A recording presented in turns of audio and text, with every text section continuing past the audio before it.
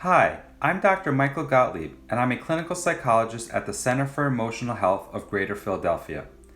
I'd like to take a few moments to discuss the concept of grounding, or what I like to call dropping an anchor. Before we get into the skills portion of this video, it's important to notice when it could be helpful to use this skill. So what I'm asking you to be aware of is, what are your warning signs? How do you know that it might be helpful to drop an anchor into the present moment? Maybe you're caught up thinking about the future a little too much. That's where the anxiety and worry tends to live. Or maybe you're really caught up thinking about the past, where regret or feelings of shame might be. Or maybe you're just feeling overly emotional and you notice your body is getting hot or your heart is racing. It's important to know what are your warning signs for when you might be feeling overly emotional, or maybe you're having a lot of racing thoughts. So if you're able to notice when it might be helpful to use this skill, then we can start using the dropping an anchor skill. Step one is to notice where you are in the physical moment. So take a moment and notice your feet on the ground. Really push them into the ground and notice the ground beneath you. If you're sitting in a chair, it could be helpful to just notice your back against the chair.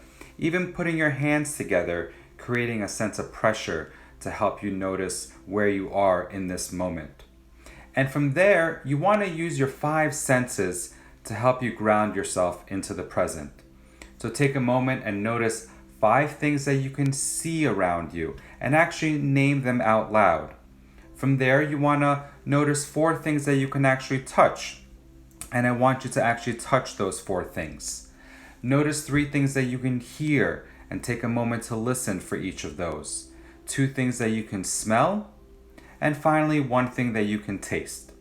If there's nothing easily accessible to taste, I like to use the one to ask myself a simple question. If my friend was feeling the way that I'm feeling right now, how would I respond to them? Maybe that's a hug or a little pep talk, or just encouraging them to go for a walk. So you can use the one to help you check in of how would you treat a friend in this current situation. Remember, the skill is meant to help you kind of get out of your head and more into your body and the present moment. I hope you found this helpful.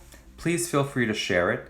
My colleagues and I at CEH are dedicated to specialized care in the evidence-based treatment of anxiety disorders, OCD and related disorders, as well as neurodevelopmental disorders. We are available to provide telehealth via secure internet video conferencing. Thank you for watching, and be well.